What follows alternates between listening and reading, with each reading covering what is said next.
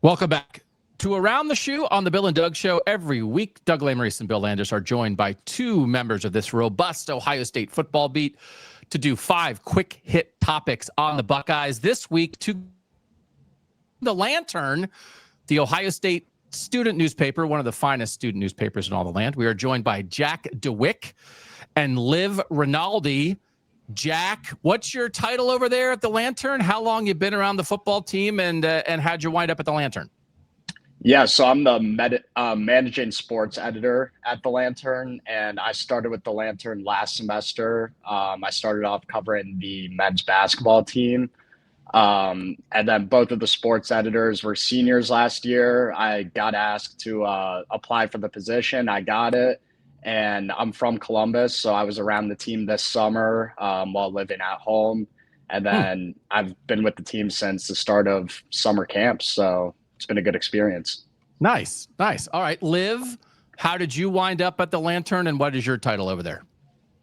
So I started freshman year with, I was a freelancer. So I worked a little bit with lacrosse and hockey. Those are two of my favorite sports to cover.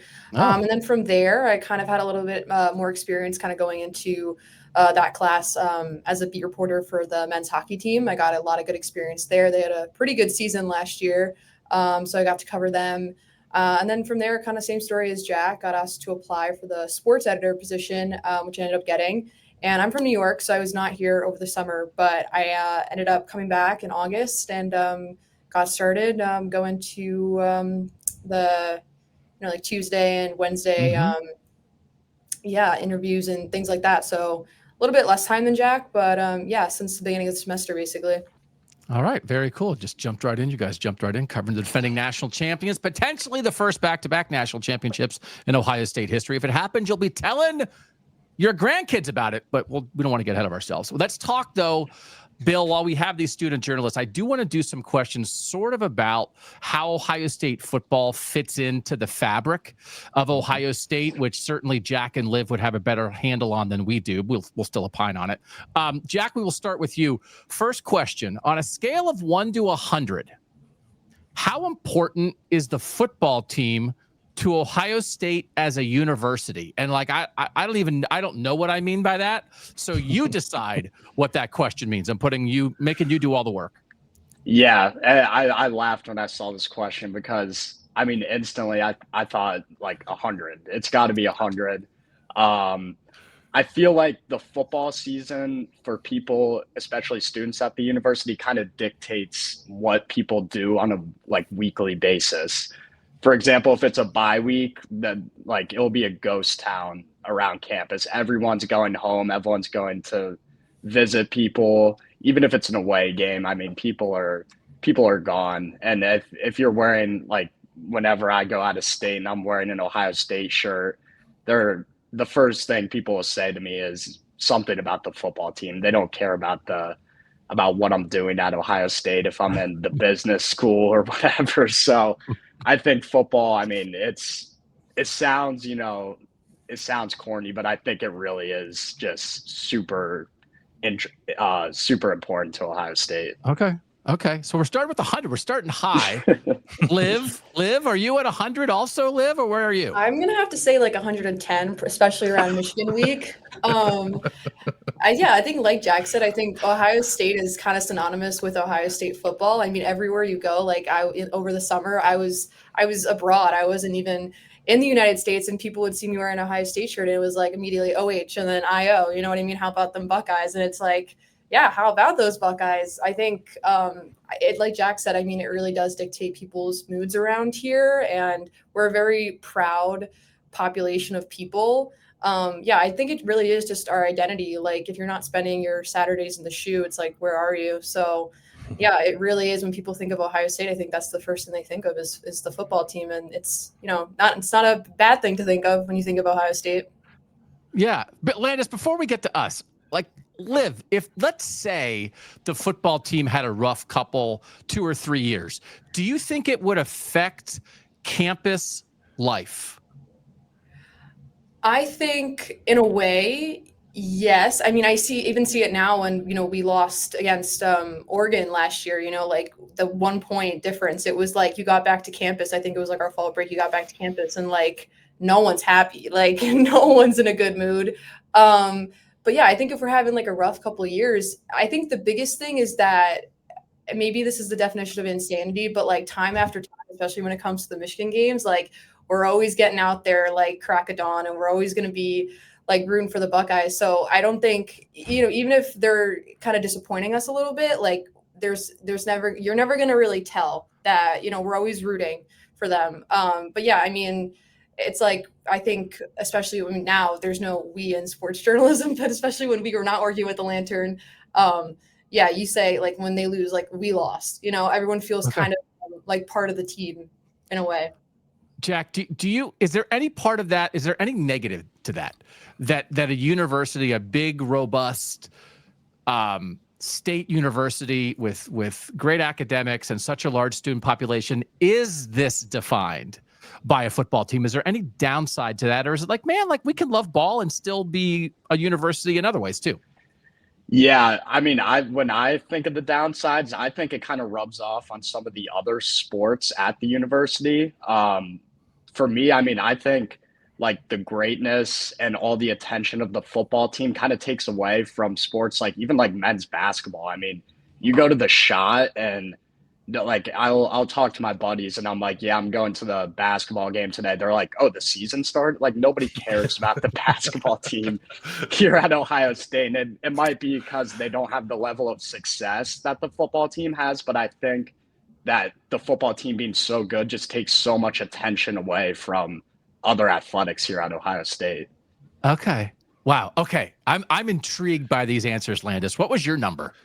Yeah, it's 100. Whatever, the number can't be too high. Whatever lives at 110, I'll go there. And like that's just like an assumption, right, from somebody who's not an Ohio State student, and I don't spend every day on campus. But clearly, that's the case. I went to a similar school to Ohio State. There's a giant school with a big time football program that everything revolves around it. The thing that was always interesting to me when I was at Penn State, like the people who couldn't care less about football, like it still dictated their social life. Like campus life is so intertwined with the football team and during the fall that even if you like, nothing about the sport, don't care if they win or lose, don't even go to the games, like it still kind of controls your life and what you're able to do on weekends. And I'm sure it's the same way at Ohio State. So, and then like you can take it beyond that too, right? Like we all know that universities are more than their athletic departments, but I would imagine a good deal of conversations and connections that impact the university abroad and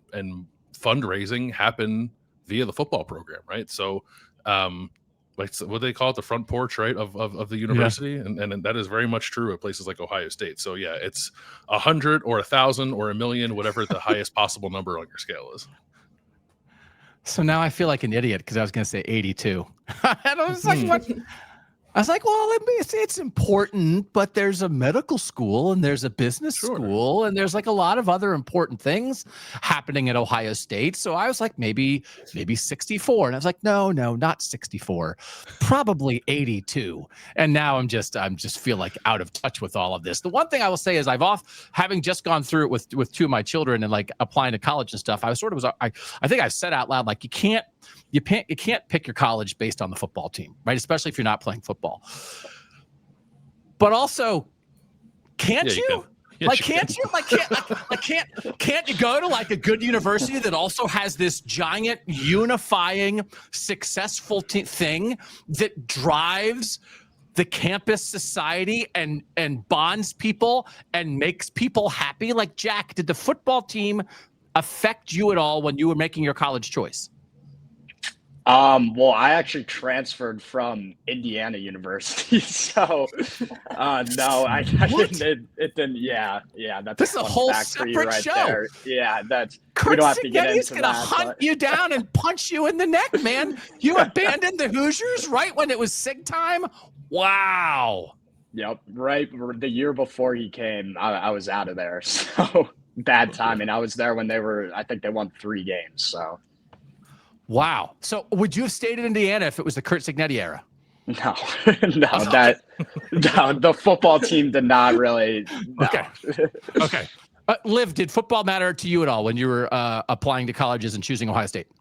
I will say, like 50-50. I did want a Big Ten school. I did want a big school with, to be able to go to the football games. I didn't really envision myself 2 years from then, like going to the football games for a totally different reason and not actually being in the stands and being in the press box. But I mean, looking back, I think it was the right choice for a lot of different reasons, but especially because like I knew I wanted to do journalism. I knew I wanted to work in sports, and like this is really the place to be. I mean, my freshman year didn't really have the best season, but I mean, like, hey, who would have thought, especially after last year, we'd be where we are right now. So I think all in all, it was the best decision for the future that I'm pursuing at the moment. So yeah.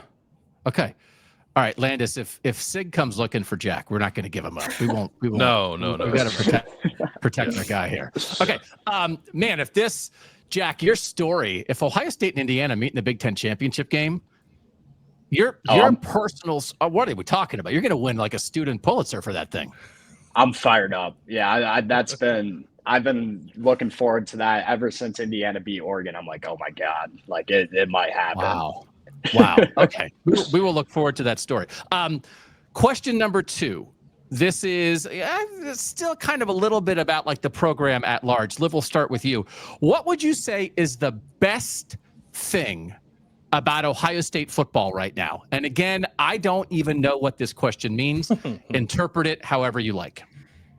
I think when I first hear that question, I'm looking like sort of at like the team identity right now. And I think we have a really good mix between like veteran status, but also like a lot of new talent, which is really exciting for the team. Like you look at last year, like how many starters they lost. It was like, that was a huge like team identity. And it was like, they say all the time whenever we're at media, like, that was their time. That was last year's team. Like they won the national championship. Like now we want to win the national championship. Like they look at it as like a whole new team, which is really exciting because it's like a new dynasty sort of.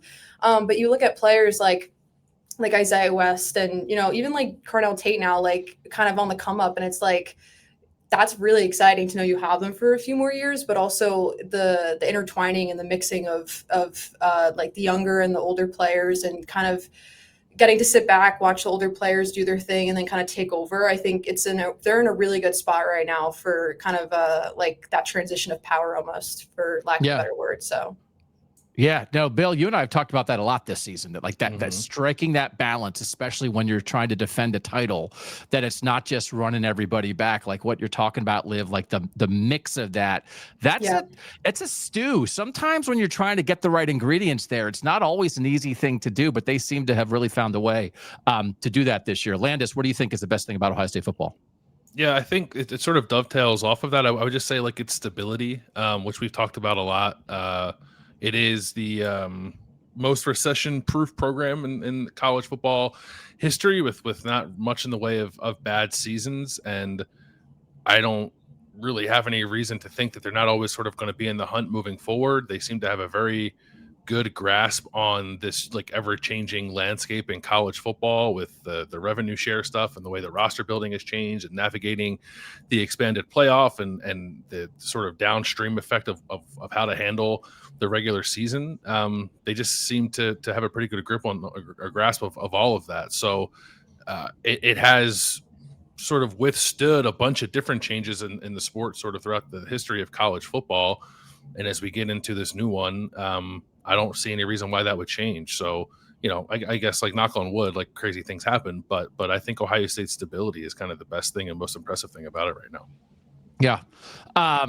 I do. Mine is similar to that. I use the word control, and I think that applies kind of in multiple ways, because I do think for a lot of fan bases in this era of college football right now, with conference realignment, with the transfer portal, with coaches getting fired and leaving for new jobs, that you can feel like things are out of control a lot.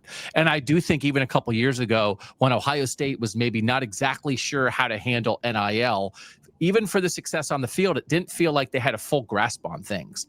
And I think right now, when you talk about how they're handling NIL. I even think to lose 2 coordinators in the offseason and for Ryan Day to make these hires, and it feels like Matt Patricia and Brian Hartline have slid in seamlessly. Like that feels like in control. Like, oh, like if an assistant coach leaves down the line, it doesn't feel like that's going to be a disaster for Ohio State because like they kind of got this. And I think that they got this kind of thing as it applies to on the field on Saturdays, but also the entire offseason. I can think that could be a very difficult thing, Landis, to feel in this era. I feel like a lot of times it just feels, a lot of fan bases can feel like they're floating into chaos. And I don't think Ohio State football as a program or as a team on Saturdays with the way they play, the slow nature, the control on both sides of the ball, they're the opposite of chaotic right now in what is, I think, definitively a chaotic sport. It is very chaotic. Like, obviously, you put any program that is like searching for a new coach right now into the category of they don't know what's going to happen. But I even think like Alabama, I think, is in that position, sort of wondering what they are without Nick Saban. I think Georgia, for as good as it has been, is sort of in that position because it looked like it was set to dominate the sport and then sort of quickly lost that footing. So Ohio State's station, I think, is elevated within the sport. It certainly hasn't fallen, which I think is probably the bigger thing. Because I do think there are other programs, almost every other program in the country, that has to sort of rethink what it is in this new world. And Ohio State, meanwhile, just kind of keeps chugging along in a way that I don't know, almost feels like it shouldn't be possible.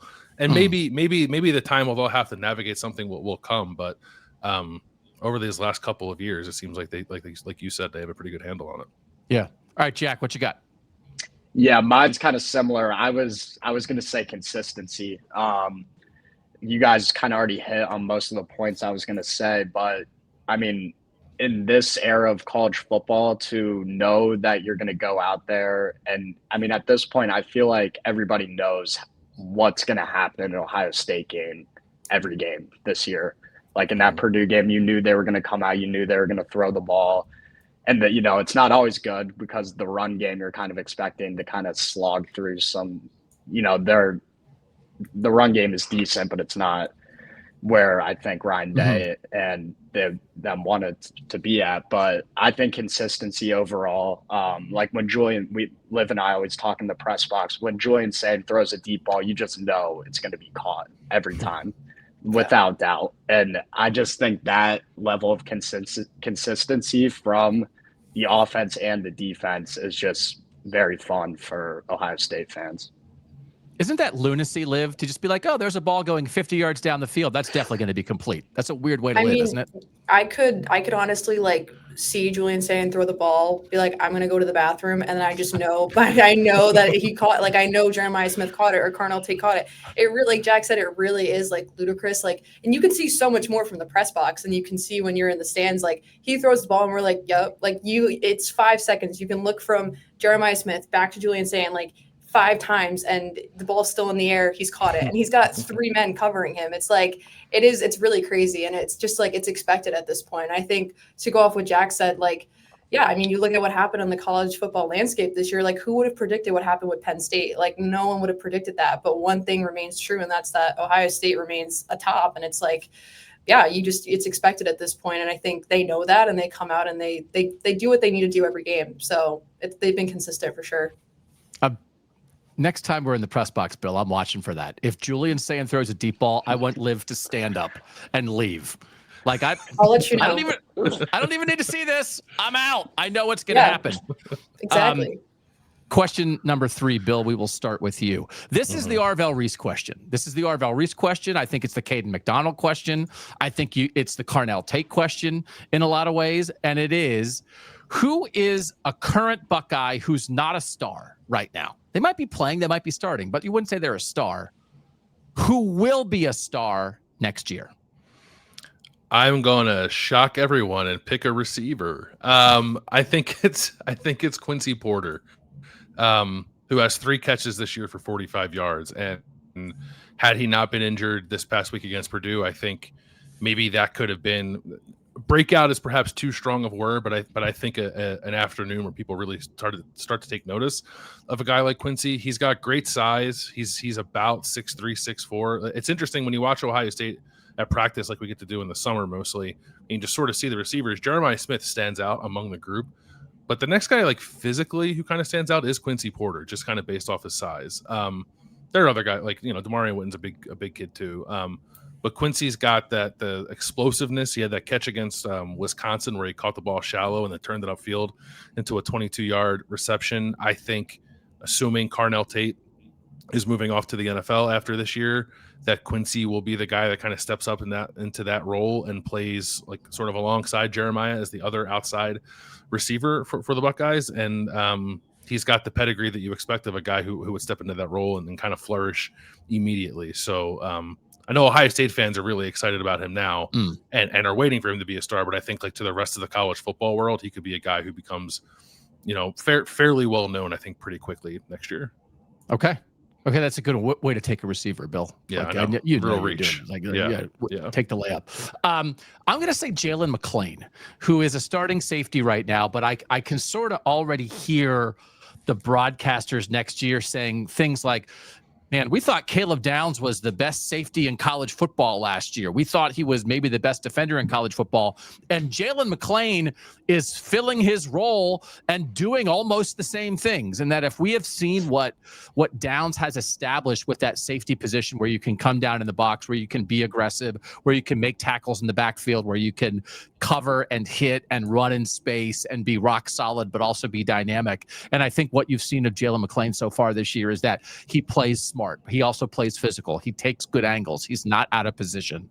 And I think that, we saw Downs flourish in Jim Knowles' defense last year. Matt Patricia now using him in a similar way. And if that's just a template for, hey, if you have a smart, dynamic guy who can be a playmaker, we're going to find a way to use a safety like that in our defense. And I think Jalen McClain, and we've talked about it some this year, just might be learning at the foot of Caleb Downs and be ready to kind of slide into that role next year and maybe be a guy that we're talking about for all Big Ten or All American.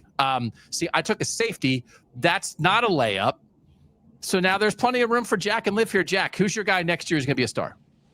Yeah, I'm going to take Riley Pettijohn. When you see him around the facility and even when he's on the field, like he's just one of those guys that you can tell like he's going to be a stud. Like you can just look at him and be like, yeah, that guy, I mean, he's got the makeup of an All-American and an NFL guy. I think him and Peyton Pierce are going to pick up right where Sonny Styles and Arvell left off. Peyton Pierce, I guess, has played a little more than Riley this year, but I mean, 5-star recruit, has all the makeup of an NFL guy. I don't really see any reason why he won't be a star in his time at Ohio State. Yeah. No, it was interesting to see him early against Purdue because it was a little bit of like a sign of things to come, I think. All right, Liv, you're going last. That's a tough spot. If you want to say a name that's already been said, that's allowed, but maybe you find somebody else too.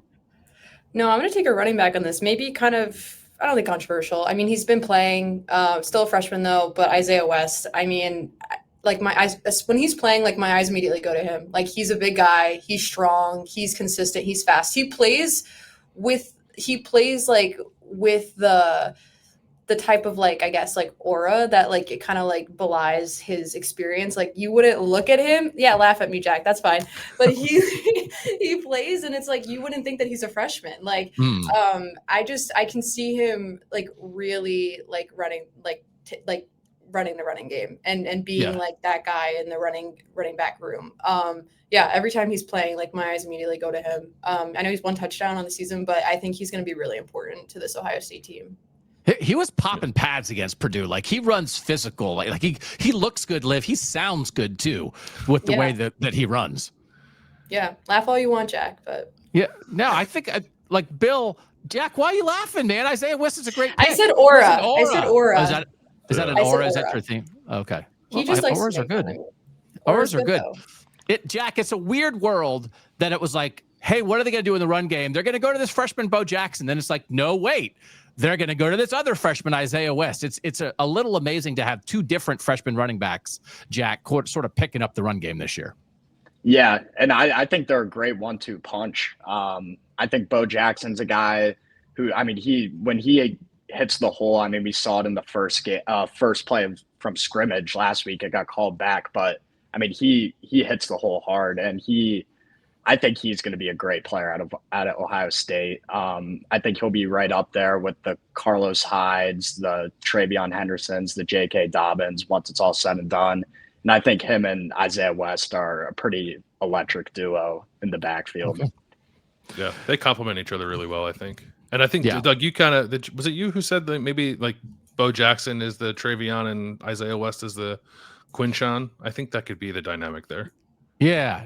No, I think Ryan Day might think that too. That I think like we could, and we've seen that if that's what they really want to do, the idea that, because last year it was it was a transfer guy and a guy who's been here, and then they brought in CJ Donaldson to try to do that this year. And if they can do that with two running backs in the same class and develop them both together at the same time and have them rise up through the ranks, complementing each other, that'd be really good for the running back room. All right, we want to talk a little bit like journalism here, and so this is to let Jack and Liv talk about their experiences, but also for Bill and I, for you to embarrass ourselves and like what ding dongs we were when we were in college. So question number 4 is, how do you hope being a college journalist will help you in your career? Or Bill, for you and I, it's for how did it help us in our career? And so I will say, I'm curious to hear Jack and Liv talk about this, that like is writing and having clips and like things like, that still a big thing maybe for what you hope to do in your future. But I will say, I'm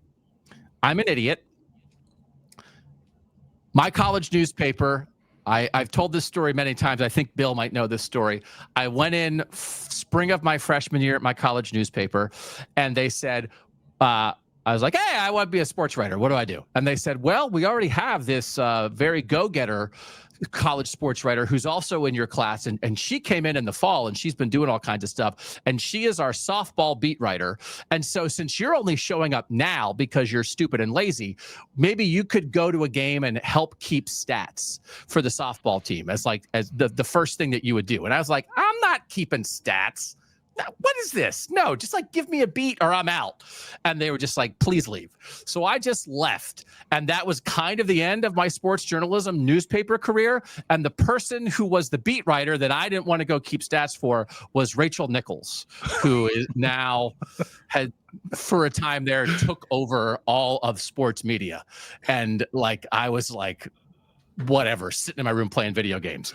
And then I did go on an internship, and I wrote a story about people eating a weed that grew on the side of the road that would make them high. It was called a Jimson weed. Don't eat Jimson weed. I got on the front page for that. And then they made me write a story about home mortgages on my internship. And I literally did not know what a mortgage was. And I did not know how it worked. I didn't know what it was for. And I wrote a story that appeared in the business section, and none of it was correct. So anyway, don't be like me. Jack, I hope you have some better stories about how what you're doing, you hope might help you down the line. And do you want to be a journalist, or do you want to be something else? Yeah, so I'm a senior right now, so it's kind of crunch time, kind of have to start, really thinking about that, which sucks because college is the best. But I have been applying to a lot of writing jobs, but what I've kind of learned from this position is the inner workings of just college sports, like in the athletic departments, and that's really interesting. I'm really interested in that, like kind of the sports information director roles, or even one day becoming like an athletic director or something interests me. So, that's kind of I still don't have it really figured out yet, to be honest, but just something in sports is, I know that's my calling. So, that's what I'm looking to do. Yeah. And listen, Jack, you don't have to have it all figured out now. You got at least like 6 months. And then you better have it figured out, man. Like, let me know. Liv, how has this experience, do you think, helped you? And do you want to be a sports journalist? Do you want to do something else? Yeah, well, I think I said before I'm a junior, so I'm not in the same boat as Jack, thank God. But I do definitely, I want to continue down this road and be a journalist. Definitely want to work in sports. I think what it's taught me is just like when you're thrown into it, it doesn't really feel real at first. Like, I mean, especially like this year, first game that we're covering in our new roles, it's like Texas. And it's like, okay, like now it's time to like get going. And it's like, it teaches you time management for sure. It teaches you how to work under deadlines, under pressure. Even being in the press box, like we see the same beat reporters every week. And it's like, you get to know these guys, you get to talk to them about their experiences and, you know, their stories. And it's like, all right, like I think I can do this. Like I think I can pave my own way. And it's like I don't know where I'll be in a few years if I don't think I'll be in football. Like, you know, wherever I'll be, I'll hopefully be back home in New York, not in Ohio.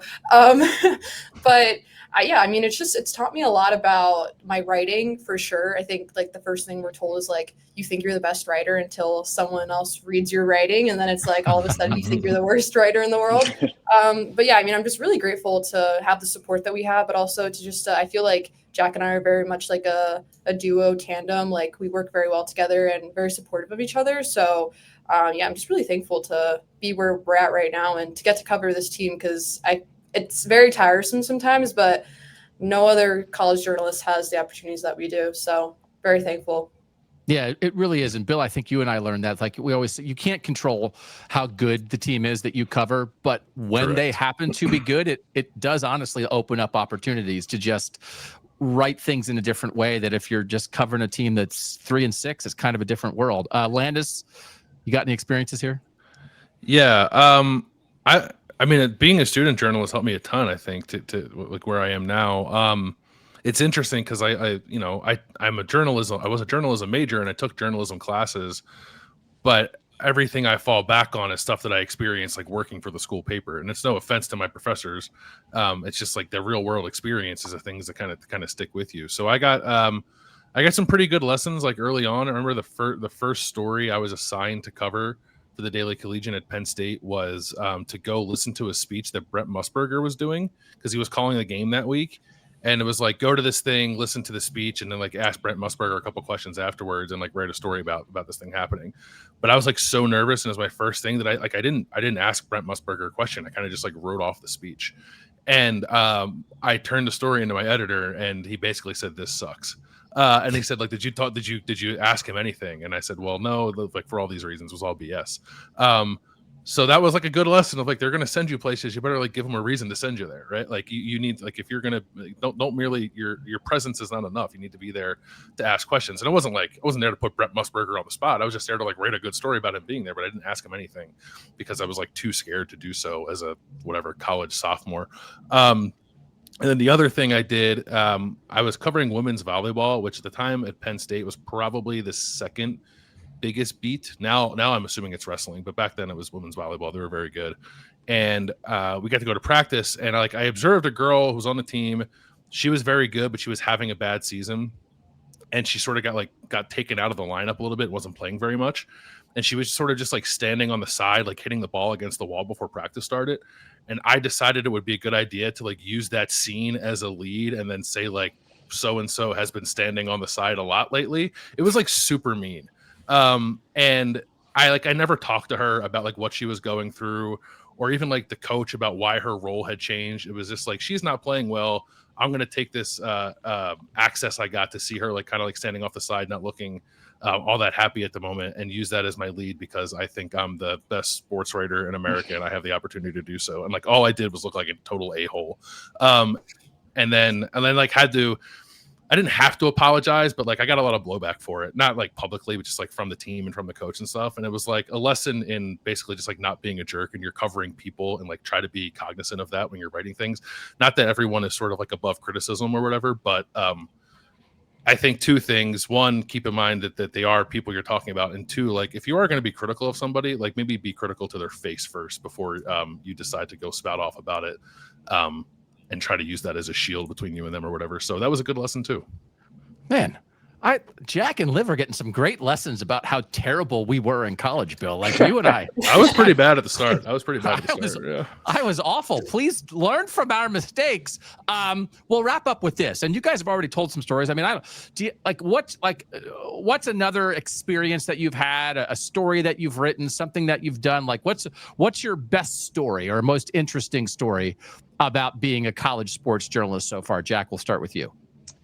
Yeah, and just going back on the last question for a second, I think, I was thinking about it while Bill was talking. Like, nothing can prepare you from going and sitting on the couch and watching Jeremiah Smith for a year to being in front of him and having to ask him a question. Like, I think the experience of like having to go up there and be like, all right, here you go, like talk to Ryan Day is, I mean, that's a lifelong experience. No matter what you do, it gives you confidence to talk to whoever.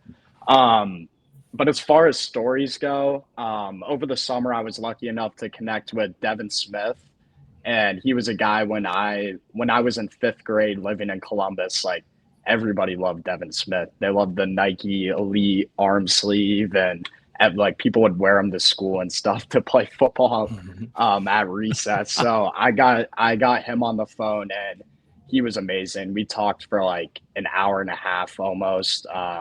He gave me his whole journey, and I mean, I was just listening most of the time because he's such a great storyteller, and he's just the nicest person ever. And I got to do a cool feature article on him. He's training kids down in Texas now. I forget I think it's Plano, but I might be wrong on that. But it was amazing just hearing his story, and just, he was a guy that I looked up to while I was a little kid. So being able to connect with him was awesome. Yeah. No, I think that happens, I think, to a lot of people, that like someone that you knew as a fan, and now you're interviewing them like in a journalistic manner. And it's like, you got to like check yourself a little bit, because it is like quite a thing. I can remember doing that too. It's yeah, that's really cool. Liv, what's the thing that stood out to you? Yeah, I think I'm going to go off the beaten path a little bit here and just say, like, I think just like the culture of being a sports journalist, like the experiences that you have, like just from outside, like covering, like just this past weekend, like we were like, all right, are we going to go the day before the Purdue game and stay over and then cover the game? Or are we going to go the morning of? And we're like, I guess we're going the morning of. And so it's like 5 a.m. and like Jack's like outside my house, like, all right, like let's go to Indiana. And it's just like the experiences that you have together. I think it just makes it really worthwhile. Like, it's the stuff that happens, I think, when you're like talking to the beat reporters that are doing this like professionally, like, for a job, and you get to know them, and like, it's like you said, like everyone's like people in this business, and everyone is, just doing the best they can. So I think it's just like the life that you live like outside of just covering the games and writing the stories beyond the score. It's like Jack had the opportunity to go to Washington, and it's like I was pretty jealous. Like, that's so cool. And like, I got to go to Wisconsin, and it's just like seeing the places you get to see, and like the stadiums, like, and no one else that I know is going to the stadiums that I'm going to, and just taking it all in. I feel like, even before, after the game, like just standing on the field before anyone's even there, and just kind of like breathing it all in. You just can't believe how many people are about to fill into the stadium, and like the history that's going to take place there. So it's just getting to be along for the ride and kind of witness it all is, I think, probably like Jack said, it's just an experience that you can't really replace, and it's something you'll remember forever. So I don't know, just the stuff that kind of that you don't really see beyond just watching the game on Fox or ESPN, whatever it is. Yeah, it's quite. I don't think that gets lost on you, Bill.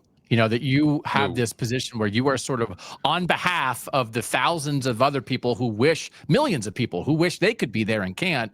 You're there reporting for them, and it's like you're getting to have this experience. I can remember covering Ohio State in the Elite Eight in Boston, and they won to go to the Final Four, and it was like, whatever, 11 o'clock at night, and most of us are going back to our hotel, and the Lantern people were like, well, I guess we're driving back to Columbus. And I was like, what are you doing?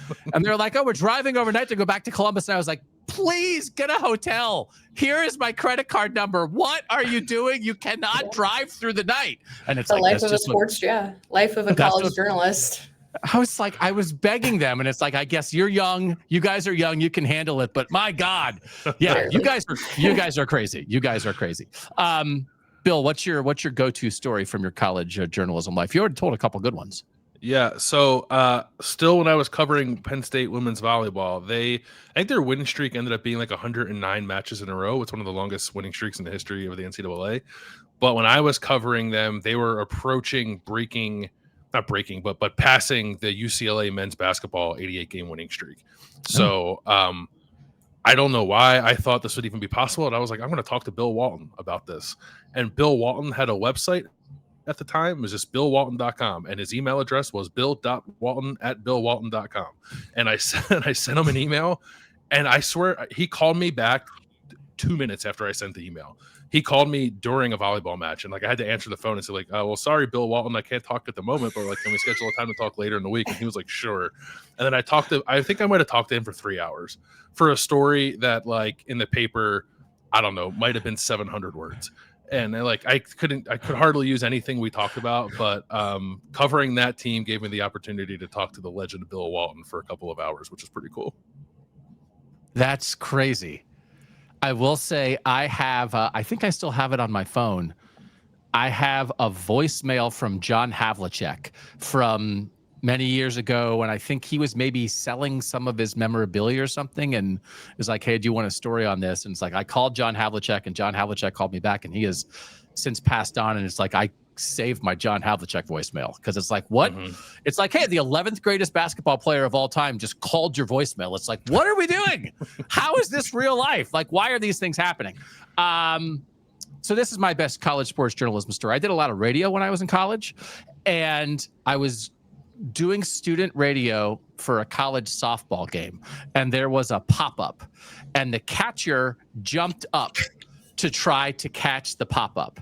And so I said on the radio, "The catcher jumps out of her crotch. Excuse me, I mean her crotch." And instead of crouch. And that's why I'm not a radio guy, but I am on this podcast embarrassing myself yet once again. Don't go into the radio. See, this is not live, so if I say something ridiculous, we can edit it out, right? Don't worry, I had an experience like that recently with the headline that I wrote. So. Oh, tell it. This will make me feel better. Tell the headline. I think it might be worse actually than yours, and it's the fact that it's written, so it's out there forever, and so. It was, and speaking of the deep throws that Sayan had, and we said it before, like his, when he throws those deep balls, and like, my headline was like, Julian Sayan's deep balls, like keep coming down for Ohio State.